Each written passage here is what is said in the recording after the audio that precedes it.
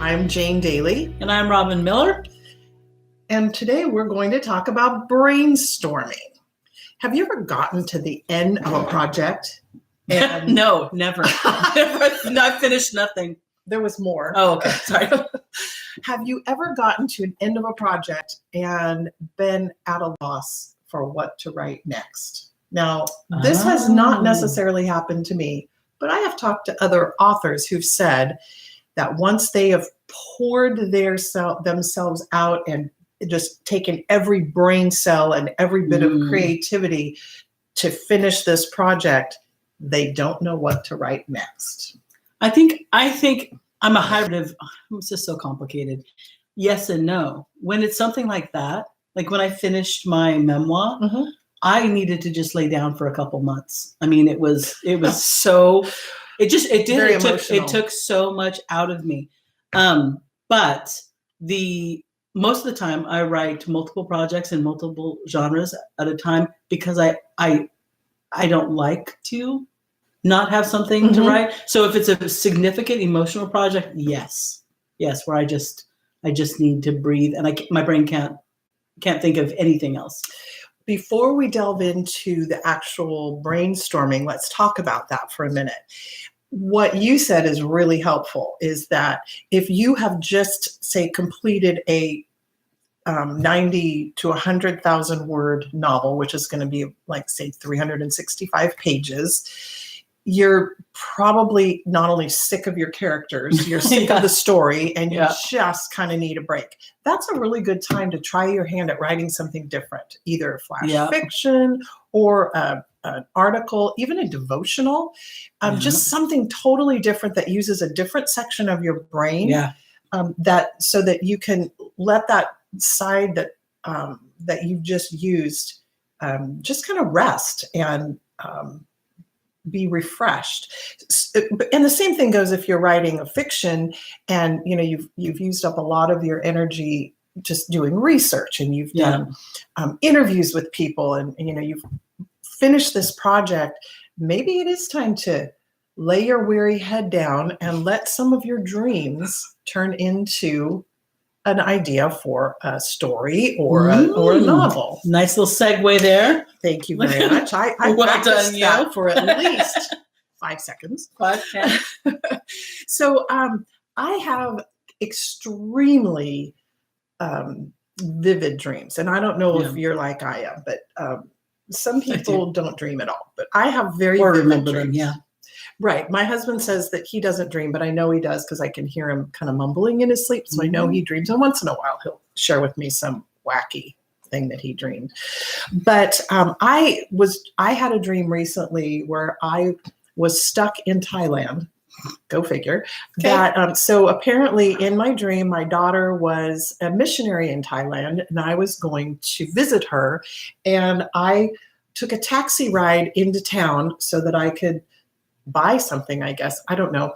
My taxi left and my purse was in the taxi. So I had no phone. I did not speak the language, and I didn't know where my daughter lived. So this was, and I woke up thinking, wow, what a great idea for a story. It sounds like a nightmare. Well, but it's my worst fear. Well, it would be, but think about the tension. I mean, really think about the tension that would be in that story. So, I mean, I write stuff down and then I save it for later, thinking, if someday if I'm ever stuck, I can go back to my little. That's a good idea. So do you have vivid dreams? I do have vivid dreams when I'm having, but I have them in like torrents. So I either sleep like a rock and remember nothing, or I sleep kind of shallowly and and I have dreams. I even have epic dreams that I've even been able to write.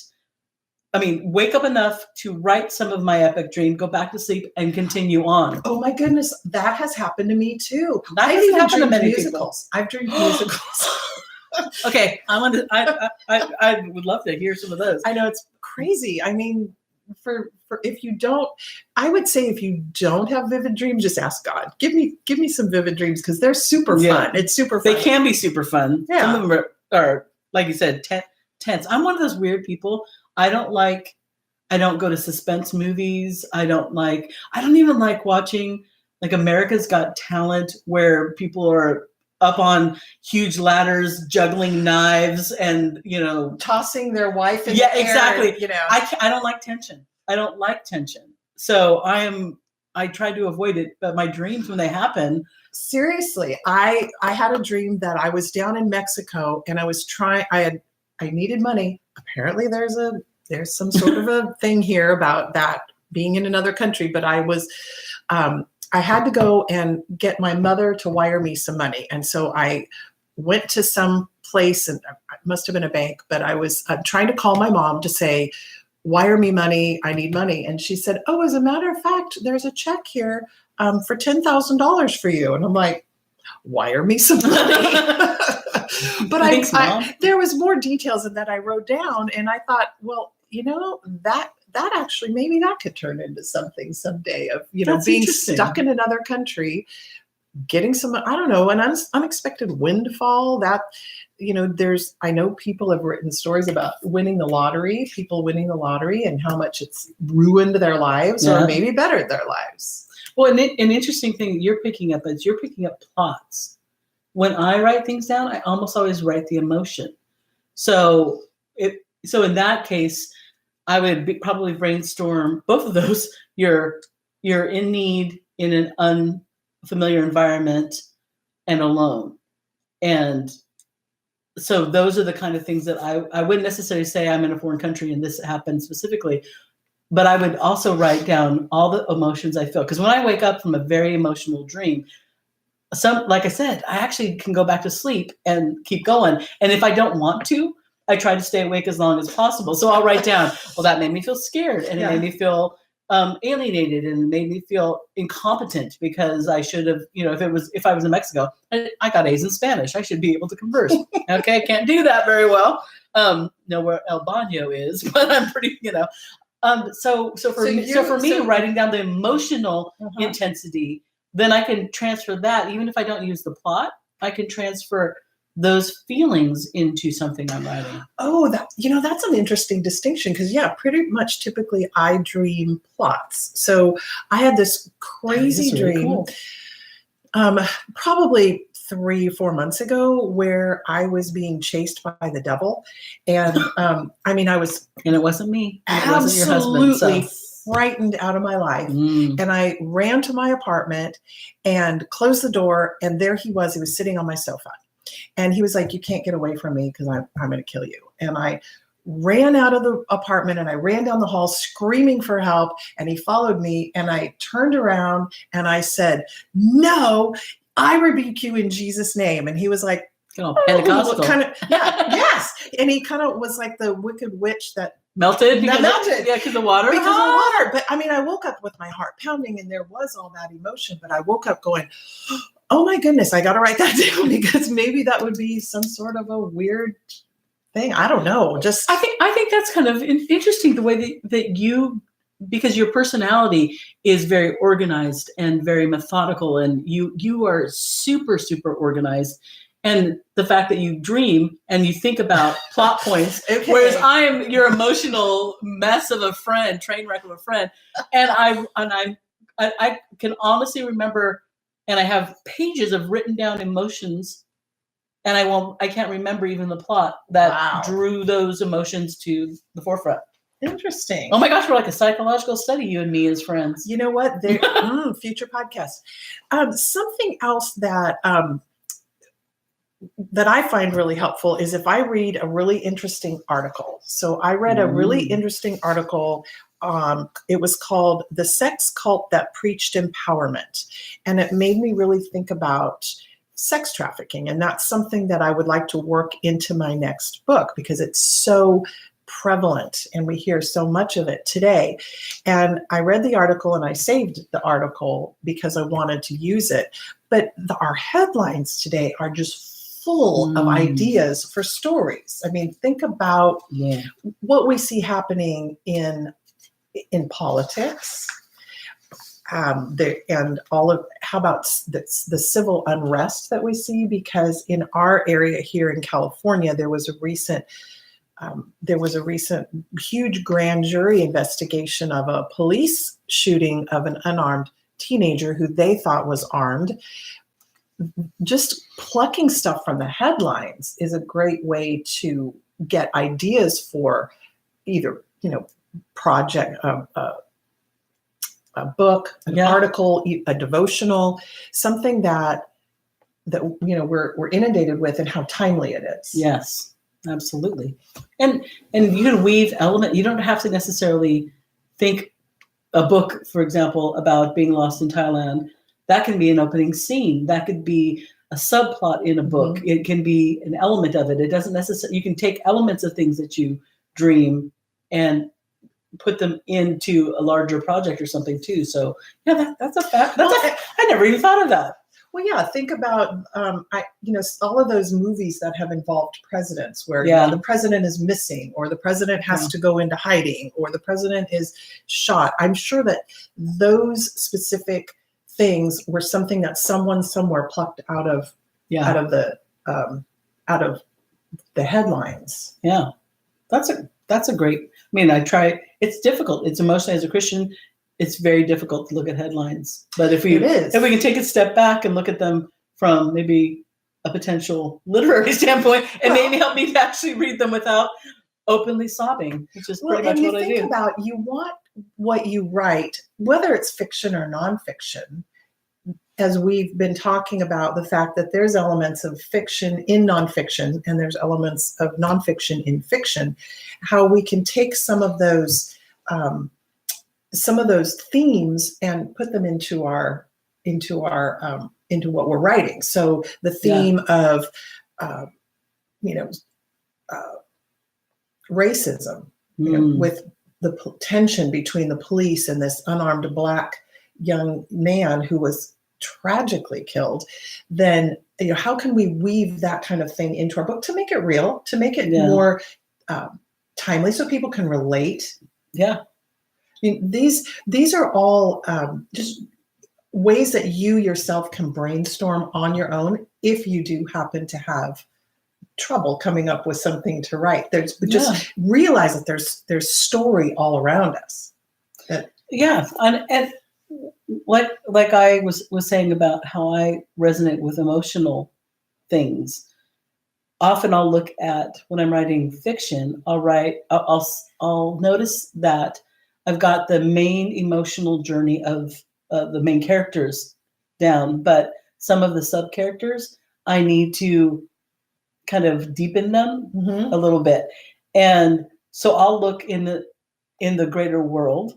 I'll listen for things that invoke the emotion that I want in that character, or that I want to kind of bring out so that it has some, benefit to the narrative arc. And I'll find in a headline or a story that I'm hearing, or internet, something somewhere, I'll find a story that makes me feel the way I want to feel when I read about that character. Mm-hmm. And so I try to incorporate it.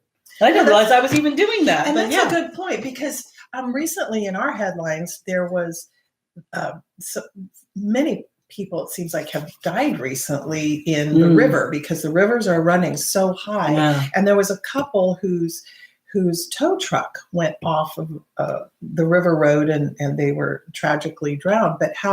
So it's not that, where can I put that in my book? But perhaps one of my characters tragically lost their parents in a similar fashion. Yeah. That's something that that will give my character some more depth. Yeah. Because, we know that everything that happened to our characters, and we're specifically talking fiction today, but anything that happened in our character's backstory, even though we never bring that out, but we know in my main character's parents died this way, or maybe the father died but not the mother, and how that affected my character today. Yeah. But it's so that you're not creating your characters in a vacuum. You're actually giving them real life things that have happened. Well, giving it a nonfiction kind of slant. One of the interesting things in writing this memoir of mine was I was forced to look at somebody who was very negative in my life. And when you're a kid, people are black and white. Mm-hmm. You like them, you don't like them. You feel safe with them, you don't feel safe with them.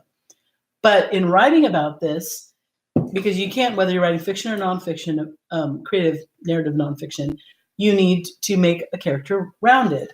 So you can't just have a pure evil character, because nobody's pure evil, and you can't have just a wonderful, perfect person. Mary Poppins does not, happen in real life. And one of the things that I did is I went back in the time period that I was writing about and was looking at a variety of things that were happening in the world that would impact this person. So I knew some of his personal story. For example, he had been in Vietnam, and I knew some of his family history.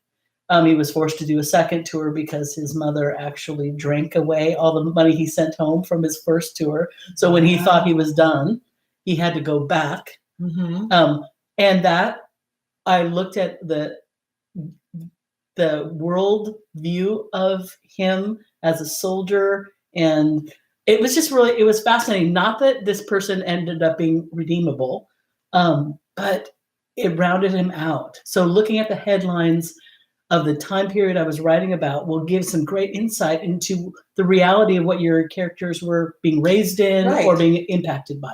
It gives a little bit more depth and fabric to who they are. Yeah. I recently picked up a book called What If, and it's What If. And I have heard a couple of people talk about this. I think James Scott Bell and Jim Rubart also talk about what if. Just thinking, what if I looked out my window today and saw a girl being dragged into a car? Or what if I were to decide to quit my job and drive across the country and go completely underground? Just any kind of scenario that you can think of. Just thinking, well, what if even if, say, my character, what if my character does this? And think of some specific alternatives to what the track that they're on. But asking the question, I have a comedian friend, and he said that he was thinking, well, what if when you went to the grocery store and it's 10 items and less, and you put the 11th item on the cart or on the belt, what if an alarm went off? And so he had written this huge thing about what that would be like. And he said, comedians have to ask the question, what if? Yeah. If we use those same techniques in writing, how much deeper it'll make our writing, or give us some ideas. Absolutely. Yeah. What if my house burned down? What would I do if I was in the Paradise Fires, which were recent here from Northern California, and my house burned down? What if? I think that's great ways of brainstorming and within your own kind of story, but also looking out in the world to get some richness for your writing and just general ideas about how to maybe look at another project or enrich the one you've got. Those are some great ideas. Yeah. So it's important to use your creative ability that you've been given, not only just for writing, but also for thinking about what if this, and using dreams and using headlines, anything that is out there to use to enrich our writing, because that's what it's about. And we talked about the importance of writing groups and writing partners. That's something that's really important for somebody else to ask in your life. What if your character did this? Because often we feel like we know our characters or we know what their story is, so we're just going to stick with that. And it's wonderful to have somebody else come in and say, what if your character did drive across America? Yeah. What if they chucked everything and just said, forget it, I'm leaving, I'm skipping town? So it's a helpful way to deal with your own writing, but a helpful way to speak into somebody else's, especially if they're needing one of these brainstorming groups, especially where they're stuck. Yeah, if they're stuck, absolutely. Well, that's the end of this podcast. Thanks for listening. I'm Jane Daly. I'm Robynne Miller, and this is The Art of Semi-Fiction, where we explore every corner of the written word. Thanks for listening. Don't forget to subscribe. And like us. All right.